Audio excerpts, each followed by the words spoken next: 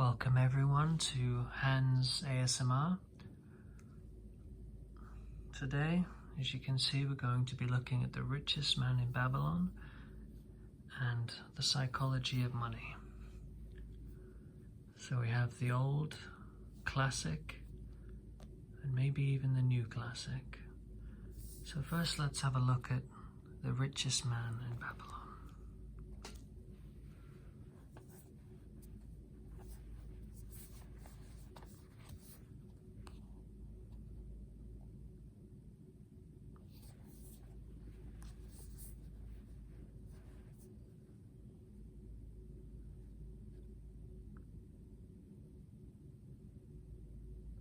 So this book was first published in 1926,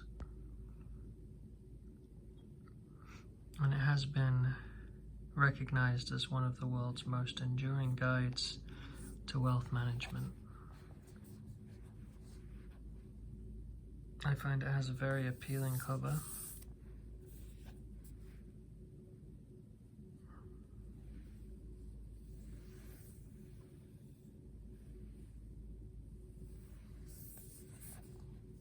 Nice colours.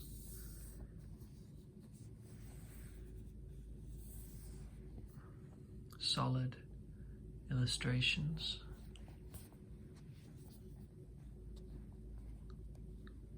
Simple and sleek.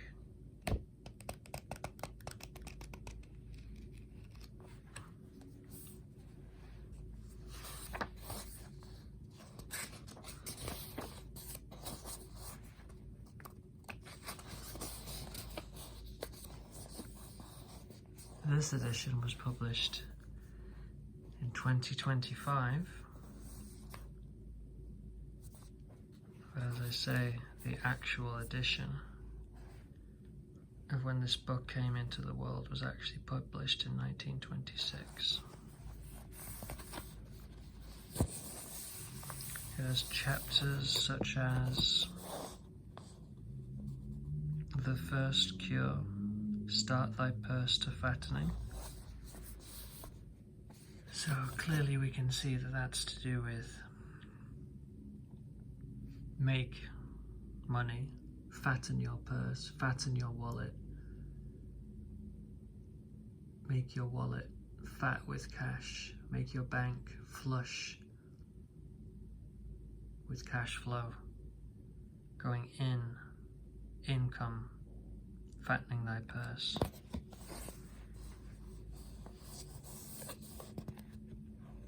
Controlling thy expenditures, the second cure. That means controlling your spending, not spending too much. When you do spend, make sure it's a wise investment. Make thy gold multiply, the third cure. Investing, multiply the money and the wealth that you already have. The fourth cure, guard thy treasures from loss. Protect your money, make sure you have insurance on your money, insurance on your wealth, that you don't lose it. Protect yourself, protect your treasures, protect your wealth. The fifth cure, make of thy dwelling a profitable investment. Buy a house, make money from it in the long time. Down the line, have your house or property been appreciated in wealth, grown in wealth, so that it becomes a profitable investment. The sixth cure, ensure a future income. Make sure you have money in the future. Make sure that you're not going to be lost or low on income, low on cash flow, low on money coming in. Make sure you know where your money is going to come from in the future. The seventh cure, increase thy ability to earn. Gain more of a skill set. Do the things that you need to do to increase your chances to make more money. training, getting better, advancing. It also talks in other chapters, good luck, laws of gold,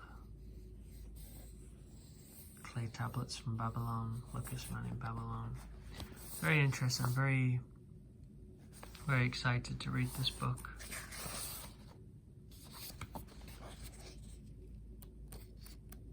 So as I said, I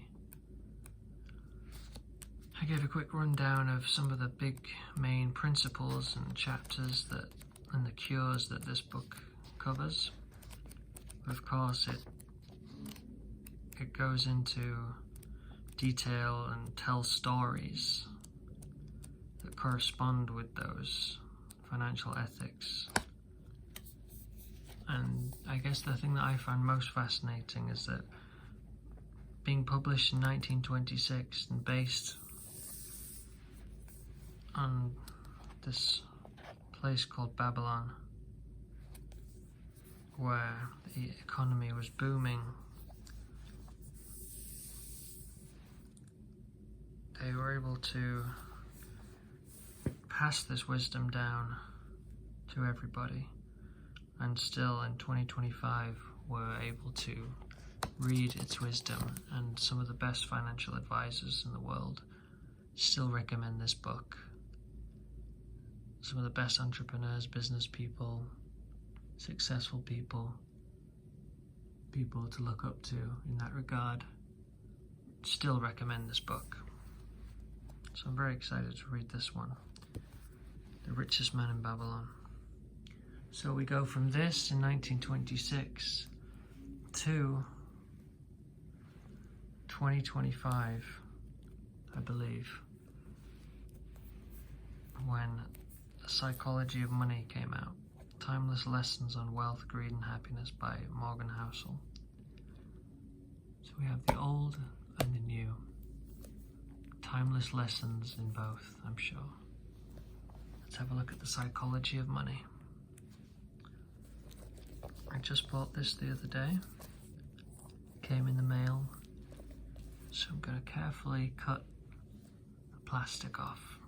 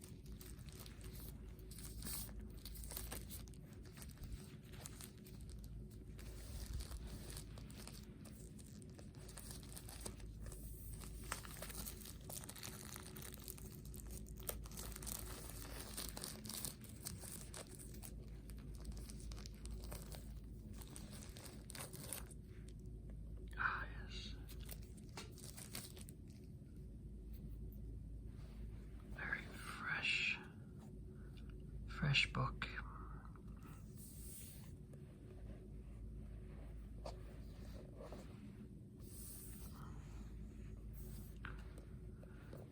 So first observations are the very simple, glossy card paperback.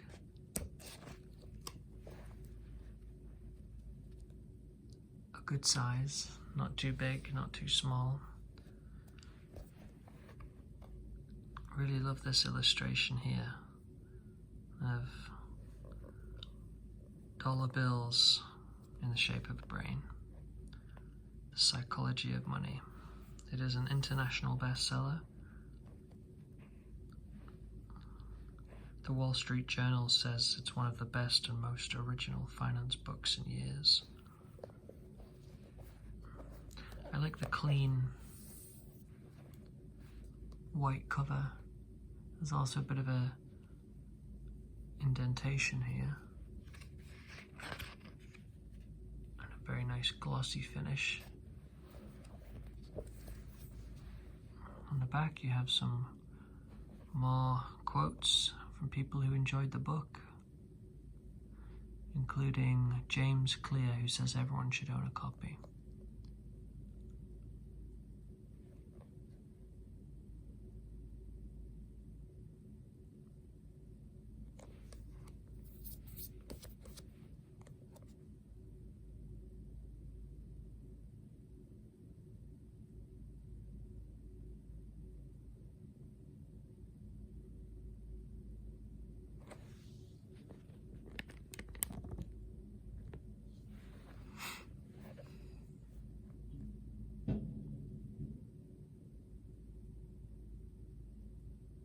So it's interesting that this book about money, about finance, about investing, is also smart thinking.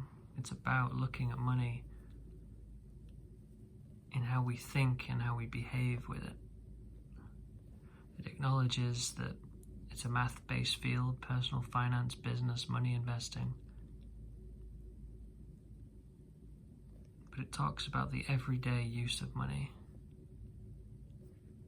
And says here that it shares 19 short stories exploring the strange ways people think about money and teaches you how to make better sense of one of life's most important topics. So this is a book I'm too very excited to read. I like the inside here, still glossy.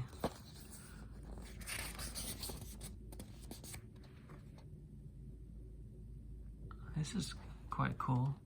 Every owner of a physical copy of this edition can download the ebook for free direct from us. It's very good.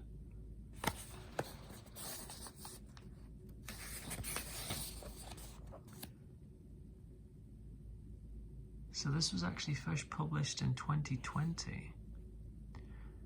So I was wrong. This book was actually published in 2020. Not 2025. Still, it's a long way from 1926, but still wise, I'm sure.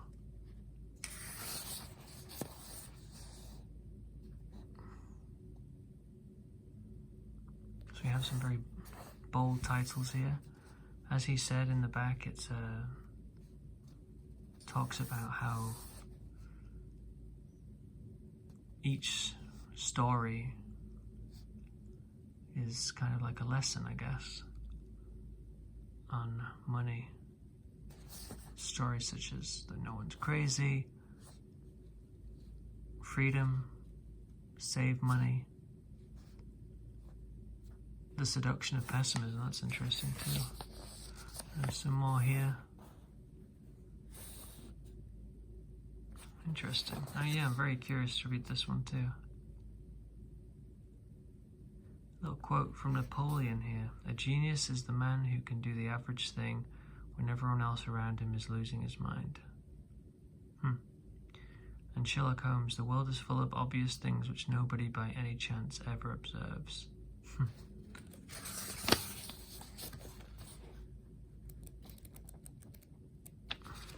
the book there is charts.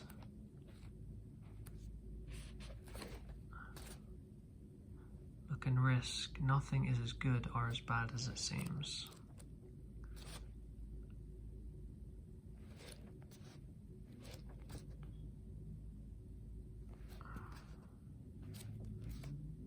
Yeah. Very excited to read this too. So there we have it, guys. 2 great books that I am excited to read on wealth, financial freedom, and succeeding with money, as money does make the world go round, and we can all do better with it. We could all learn from the people that have really succeeded in life. Thanks for watching. Hope you're nice and relaxed and enjoyed the commentary on the books. Wishing you all a great day and a great night.